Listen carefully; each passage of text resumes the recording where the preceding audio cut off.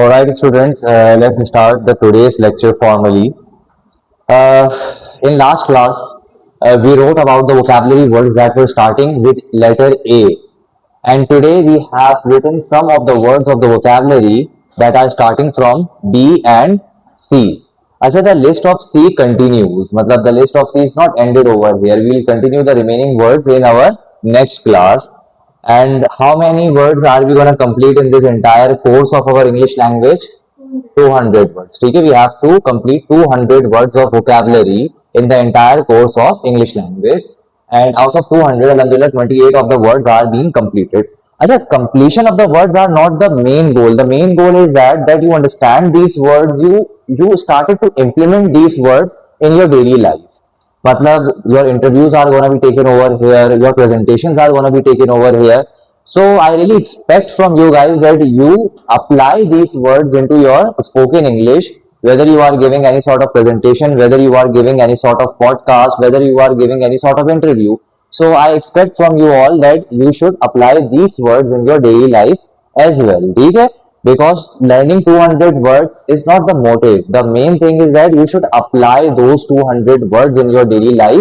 Your English would become much better if you apply these difficult words of vocabulary instead of using the easy words. Achha, one of the words that's written over here is banner. Achha, it's a very easy word. There is nothing difficult to explain in this word. Usually, when we are going to the school, when we are going to the coaching, there are some banners of the school and coaching that are placed outside the school and coaching. For example, the school is over here. You can see that the a banner of the school is placed outside the school. When you guys come to the coaching at the evening time, the banner of coaching is placed outside the institution or outside the coaching center. So what does banner means? Banner means sign or poster. अच्छा, instead of saying ये देखो school का sign board लगा हुआ है, we can say that there is the banner of the school. ठीक है, so there is a difference between banner and sign. Instead of using sign, instead of using poster, instead of saying see there is a poster of that school, we can say that there is the banner of the school. ठीक है, so instead of using the word sign, instead of using the word poster, you can employ the word banner. अच्छा जी, a colorful banner was displayed at the entrance of the school. एक बहुत रंगीन किस्म का sign board या poster जो है वो स्कूल के बाहर लगा हुआ था, डिस्प्ले के लिए लगा हुआ था.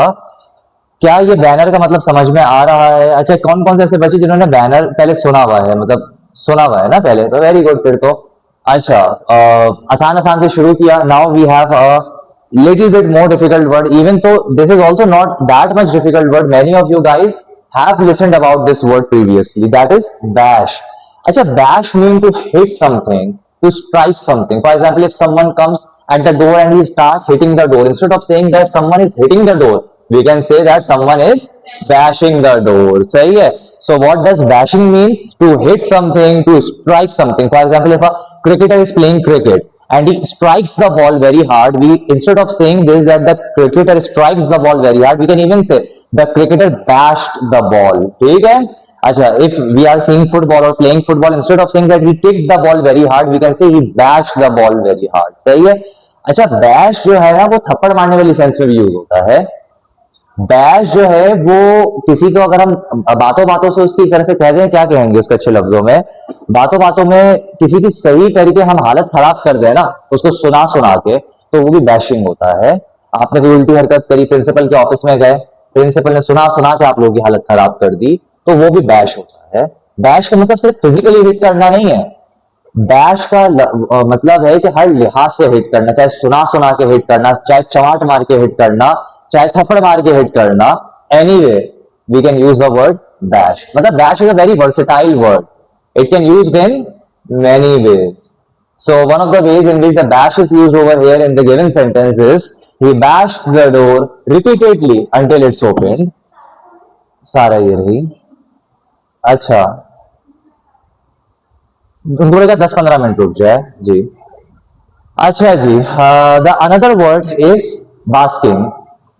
अच्छा, basking is a little bit tricky word and probably many of you haven't heard this word before. Basking means to lie or relax. For example, if you go to picnic and you are lying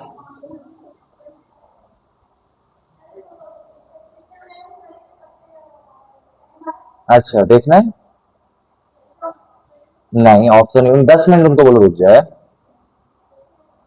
ठीक है। अच्छा जी, so basking means lie or relax. For example, if we go to a picnic, if we go to the beach side, and what we are doing over there is relaxing and lying over there. So lie करना, relax करना, कुर्सी पे सुकून से बैठ गए, AC चला के बैठ गए. So what you are doing, you are basically basking. ठीक है? So basking means relaxing, lying. Instead of saying that I am relaxing today, I am basking today.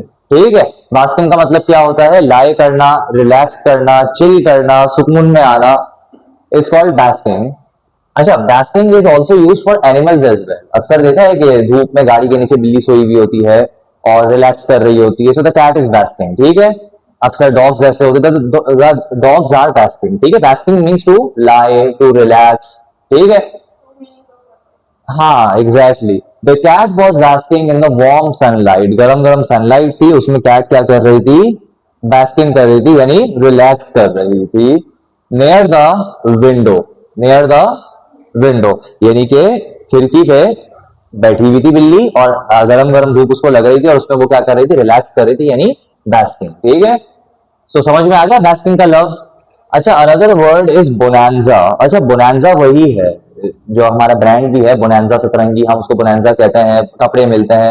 Bonanza brand का नाम पता है क्यों रखा गया है? बिकॉज बोनांजा का मतलब ये होता है कि एकदम से लॉटरी लग जाना, एकदम से बहुत सारी चीजें मिल जाना, एकदम से जो है ना, मतलब जिंदगी में खुशहाली खुशहाली खुशहाली आ जाना, कि एकदम से जो है वो मेरी जिंदगी बोनांजा हो गई जब से मेरी ये लॉटरी लगी, इतने पैसे आ गए, खुशियां ही खुशियां. सो बोनांजा का मतलब क्या होता है कि खुशियां ही खुशियां मिल जाना, बहुत सारी चीजें हाथ लग जाना, एकदम से रिजल्ट हाथ में आया, पता चला कराची में टॉप कर लिया. So we can say bonanza, यानी कि जबरदस्त हो गया. ठीक है? तो इसीलिए बोनांजा सतरंगी का नाम भी बोनांजा इस तरह से रखा गया है, जो बोनांजा ब्रांड है, कि वो कस्टमर को ये डिलीवर करना चाह रहे हैं कि हमारा ब्रांड अगर आप परचेज करोगे तो आपकी जिंदगी में खुशियां ही खुशियां आ जाएंगी, वेल्थ ही वेल्थ आ जाएगी. तो ये बताना एक मकसद था. So basically what does bonanza means? A situation, एक ऐसी चीज which creates a sudden increase in wealth, दौलत में इजाफा हो जाना. ये बात अलग है कि बोनांजा के कपड़े खरीदते दौलत में कमी होती है, इजाफा तो नहीं हुआ आज तक, लेकिन बोनांजा का मतलब क्या है कि कोई ऐसी सिचुएशन आ जाना जिसमें दौलत में क्या हो जाए? एकदम से इजाफा हो जाए. बेटा यही आगे पढ़ोगे जब मैं बिजनेस इंग्लिश पढ़ाना स्टार्ट करूंगा, जिसमें इन बिजनेसेस ने अपने अपने नाम किस तरीके से डिजाइन किए वो चीजें भी पढ़ोगे, तो दिमाग ऐसा खुलेगा कि बोलोगे यार अगर हम बिजनेस खोलें तो ये नाम रख सकते हैं. The discovery of oil proves to be a financial bonanza for the company. There might be any company which would be discovering oil, जगह जगह पर वो ड्रिल कर रही होगी इन सर्च ऑफ ऑयल, और कहीं पर उसको ऑयल मिल गया, जमीन के नीचे से ऑयल निकल आना, तेल निकल आने का मतलब है कंपनी करोड़ों में अब खेलेगी. तो कंपनी जगह जगह से ढूंढ रही थी कि कहीं से तेल मिल जाए जमीन के नीचे से. एक जगह से जमीन के नीचे से तेल मिल गया. ऑयल जो होता है पेट्रोल, वो जमीन के नीचे से आता है. तो पेट्रोल हाथ लग गया कंपनी की, कंपनी कहने का अब तो पैसा ही पैसा. तो कौन सी सिचुएशन क्रिएट हो गई कंपनी के लिए? Bonanza. Excellent. Another word is brisk. अच्छा ब्रिस्क का मतलब होता है क्विक, फास्ट, रैपिड. ठीक है?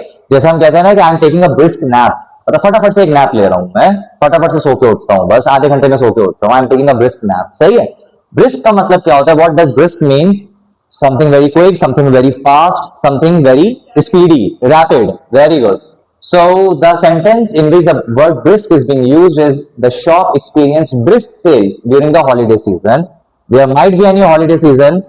There might be any holiday season in which the sales is brisk. For example, हमारा हॉलीडे सीजन ईद का होता है, तो ईद में हम मतलब दुकानदारों की क्या होती है? ब्रिस्क सेल्स होती है, बहुत स्पीड से जो है वो स्पीडी सेल्स होती है. बेटा अगर आपके पेरेंट्स वेट करें तो चलिए जा, बाकी रिकॉर्डिंग में देख लेना, कोई मसला नहीं है. वीडियो रिकॉर्ड हो रही है, रिकॉर्डिंग में देख लेना, तो कोई बात नहीं. सैटरडे को जो है ना वो इंटरव्यू होगा, और इसके अलावा वो भी होगा आपका छोटा टेस्ट होगा, उसके बाद में ग्रुप में मैं बता दूंगा. ठीक है? So am I clear about the word brisk? That wherever brisk is used in those situations and conditions in which something is happening very rapid, something is happening very fast, very quick. Very good. So the shop experienced brisk sale during the holiday season. अच्छा इसी तरीके से usually in the coaching centers or the school business, admissions are mostly fast in the month of August. अगस्त के महीने में admission बहुत fast होते हैं, तो हम ये कह सकते हैं कि the school experienced brisk admissions in the month of August. Excellent. बेटा, is the meaning of brisk clear to you? अल्लाह हाफिज बेटा. अच्छा जी, another word, अच्छा, it's a bit difficult word, but it's also a very beautiful word, and the word is benevolent. The word is benevolent. Kind hearted means if someone is very kind to someone, if someone is very kind hearted, someone is a sort of person who gives a lot of charity, someone is a person who gives a lot of knowledge to the people, he is very kind. Whoever asks that person to give anything to him, he gives that person anything to them. ठीक है? So someone is very kind hearted, someone is very kind, someone is very humble. So instead of saying that this person is very kind, we can use the word this person is very benevolent. ठीक है? So exactly. So just check it out that by changing only a single word, how can your sentence can put an impact on the other person. For example, if you are giving an interview and instead of saying this that I am a very kind-hearted person, you can say that I am a very benevolent person. मतलब सोचो कि किस तरीके से सामने वाले के ऊपर इम्पैक्ट ये डालेगा, लेकिन जुमला क्या है, कुछ भी नहीं है, सिर्फ काइंड की जगह बिनोवलेंट लगा दिया, लेकिन उस बिनोवलेंट से कितना बड़ा इम्पैक्ट पड़ेगा. जिसने इंग्लिश नहीं पढ़ी होगी तो समझ में भी नहीं आएगा कि भाई ये बोल क्या रहा है. हाँ, जो पढ़ा लिखा आदमी होगा वो बोलेगा यार वाकई कुछ पढ़ के आया है. तो benevolent में a benevolent teacher always help students who are struggling with their studies. जो काइंड हार्टेड टीचर्स होते हैं, जो अच्छे टीचर्स होते हैं, वो हमेशा बच्चों की क्या करते हैं, हेल्प करते हैं. हाँ, उसकी जगह हेल्प की जगह क्या बात है, जबरदस्त, हेल्प की जगह हैबिट भी लगाया जा सकता है. A benevolent teacher always habit the students who are struggling with their studies. तो गाढ़ा गाढ़ा जुमला बन गया बहुत ज्यादा. So are the vocabulary of B clear to all of you? 100% clear? Alright students. So there are not that much words in the vocabulary of B, but there are a lot of words in the vocabulary of C as I mentioned earlier in the lecture, but some of the words are written over here and some of the words will be completed in other class. ठीक है? C से पहला word आता है calamity. So calamity means any disaster. For example, if there is earthquake anywhere, so we can say that by the earthquake it causes great calamity. बहुत disaster हुआ, बहुत तबाही हुई, बहुत बर्बादी हुई. For example, the fire that erupted at Gul Plaza, fire लगी थी ना गुल प्लाजा में, तो क्या थी, वो भी एक कैलामिटी थी, एक डिजास्टर था. एक डिजास्टर कहते हैं किसी भी ऐसी चीज को जो बहुत गमगीन होती है, जो बहुत तबाहियां अपने साथ लेके आती है, बहुत बर्बादियां अपने साथ लेके आती है. सो कैलामिटी का मतलब होता है डिजास्टर, तबाहियां, बर्बादियां, जैसे disaster, tragedy. The earthquake was a great calamity that affected thousand of people. मतलब earthquake would have occurred anywhere in the world and it causes a calamity for many of the peoples over there, क्योंकि हजारों लोग बेघर हो गए होंगे, हजारों लोगों के घर टूट गए होंगे, हजारों लोग जो है वो परेशानी में आए होंगे. तो it was a calamity for them. Instead of using the word disaster you can use the word calamity. ठीक है? अच्छा जी, another word of the vocabulary of C is candour. अच्छा, candour means frankness, openness and honesty. Frankness, openness और honesty. अक्सर लोग कहते हैं ना भाई मैं बड़ा मुंहफट हूं, मैं मुंह पे बात कह देता हूँ, ईमानदारी से कहता हूँ भाई, मैं किसी से नहीं डरता, मैं सामने सामने बात कह देता हूँ. कहते हैं ना अक्सर लोग कि भाई मैं तो किसी से नहीं डरता भाई, जो सच बात होती है वो मैं मुंह पे बोल देता हूँ, बड़ा ईमानदार बंदा हूं मैं, मुझे डर नहीं लगता किसी से, ये वाली बात होती है. तो हम कहते हैं यार ही is a very honest person, बड़ा ईमानदार आदमी जो है वो ये है. लेकिन ऑनेस्टी तो बच्चे वाले लफ्ज है, ऑनेस्टी तो बच्चों वाला लफ्ज है. फ्रैंकनेस का मतलब और ओपननेस का मतलब ये होता है फ्रैंकली, फ्रैंकली सेइंग कि नहीं आप जो है ना वो सही नहीं पढ़ रहे, सीधा सीधा कहना मुंह पे. फ्रैंकली सेइंग आप मुझे समझ में नहीं आ रहे, सीधा सीधा आप मुंह पे कहते हैं. तो instead of using the word frankness we can use the word candour. Instead of using the word frankness, that he is a very frank person, whatever we say he says on our mouth. हमारे मुंह पे ये कह देता है जो भी कहता है, बड़ा फ्रैंक किस्म का आदमी. इंस्टेड ऑफ सेइंग दैट हम ये कह सकते हैं कि ही इज अ कैंडोर पर्सन. ठीक है? So what does candor means? Candor means frankness or openness. यानी कि if someone is very frank, someone is very open, someone is very honest, we can say that he is a candor person. She spoke with complete candor. तो वो लड़की है, बड़ी ईमानदारी से और बड़े मुंह पे बात कह देती है. सही है. Another word is carnivorous. अच्छा, carnivorous is a very beautiful word. आप लोगों ने शायद देखा होगा डिफेंस में जो है वो एक रेस्टोरेंट का नाम है कार्निवोर.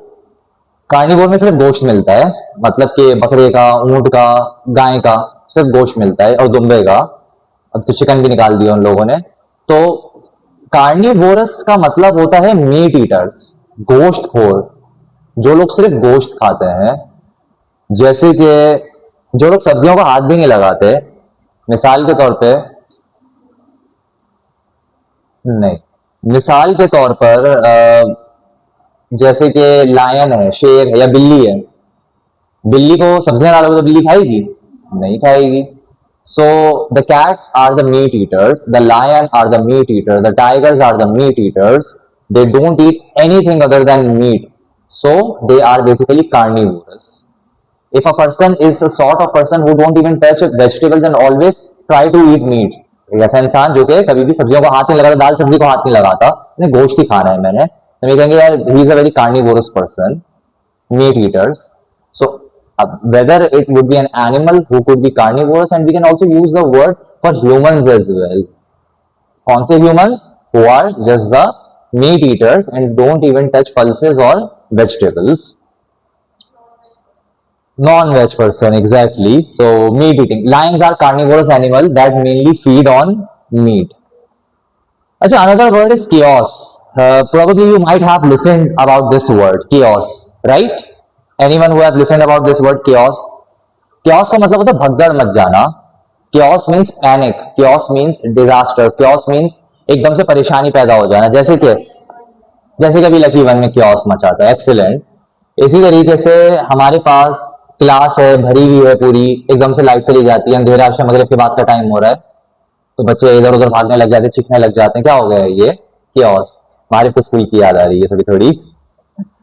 अच्छा जी. सो chaos means disaster, confusion, madness. बिल्कुल हाड़ाहुड़ी मच जाना, भगदड़ मच जाना. कहीं पर पता चल गया कि कहीं डकैती हो रही है, कहीं पर पता चल गया कि कहीं पर आग लगी है. सो बेसिकली वहां पर क्या मच जाता है? chaos मच जाता है. तो बड़ा मजे का वर्ड है. मतलब इंस्टेड ऑफ सेइंग के भाई ये देखो लोग पागल हो गए यहाँ पर, भाई ये देखो भाग दौड़ हो रही है, there is a chaos over here. कितनी खूबसूरती से एक जुमले में डिफाइन कर दिया. There is a chaos over here. Exactly, यही बात है. इस तरह के वर्ड्स को अगर यूज करने लग गए आप लोग, नॉर्मल बंदे की तो समझ से ही बाहर होगी इंग्लिश. अच्छा जी. सो chaos means confusion. The sudden power failure caused chaos throughout the city. In any city, if there is a power failure, there is a power breakup, that the entire city turns into dark. So definitely it creates the chaos among the peoples. ठीक है. The last word that we are learning in the today's class is charisma. इसको charisma नहीं पढ़ेंगे, इसको charisma पढ़ेंगे. अच्छा, नहीं वो एक अलग कहानी है. तो इसको क्या पढ़ेंगे हम? कैरिज्मा. अच्छा, कैरिज्मा का ना मतलब आजकल बड़ा हम सुन रहे हैं यार, इस बंदे का तो बड़ा ऑरा है, बड़ा ऑरा है इस बंदे का. Aura watch. हाँ, तो ऑरा का मतलब पता है क्या होता है? सीधे लफ्जों में बताऊं तो चौड़े, कि अरे यार ये बंदा आता है तो बस सब लोग डर जाते हैं, एक अलग ही वो नजर आता है. क्या चीज? आना नहीं कहेंगे ऑरा को, ऑरा को कहेंगे पर्सनैलिटी है बंदे की. फॉर एग्जाम्पल, अगर एक कोई नॉर्मल बंदा आ रहा है, हम उसको इतना वो गौर से देखेंगे. फॉर एग्जाम्पल कोई भी सेलिब्रिटी आ रहा है, लेट्स से फहद मुस्तफा में नजर आ गया, तो डेफिनेटली उसकी ड्रेसिंग से देखा जाए, बॉडी बिल्डिंग से देखा जाए, एक कैरिज्मा है उसका, ऑरा है. ठीक है. तो इंस्टेड ऑफ सेइंग अबे यार देखो कितना अच्छा लग रहा है, अबे यार देखो वो देखो उसकी पर्सनैलिटी देखो, अबे यार देखो ये जो है इसके कपड़े देखो, अबे यार इसकी बॉडी देखो, इतनी लंबी करने की क्या जरूरत है? Just employ the word charisma. He is a very charismatic person. खत्म बात. Instead of saying he is very handsome, instead of saying he is very handsome, he is very smart, look at his dressing, look at his cars, look at the people around him. Instead of saying all these words, you can just use the word look at his charisma. He has got an amazing charisma. Charisma means a very good personality. If someone is having an excellent personality, a very good personality. We can say that he is a very charismatic person. Exactly. The young entrepreneur charisma impressed the investors. एक थोड़ा सा मुश्किल sentence मैंने बनाया that there is a young entrepreneur, young businessman, entrepreneur कहते हैं businessman को. There is a young entrepreneur जिसका इतना अच्छी पर्सनालिटी थी कि जो पैसे लगाने वाले इन्वेस्टर थे वो बड़े इम्प्रेस हुए उस यंग बिजनेसमैन को देखकर.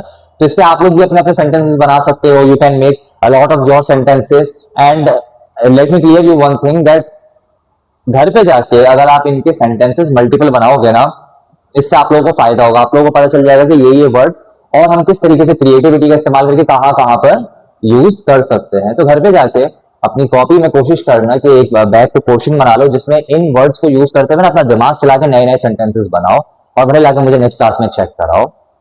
Is that clear to everyone? Is the today's class productive and clear to all of you? Okay, बेटा, that's all from the today's class. Allah Hafiz.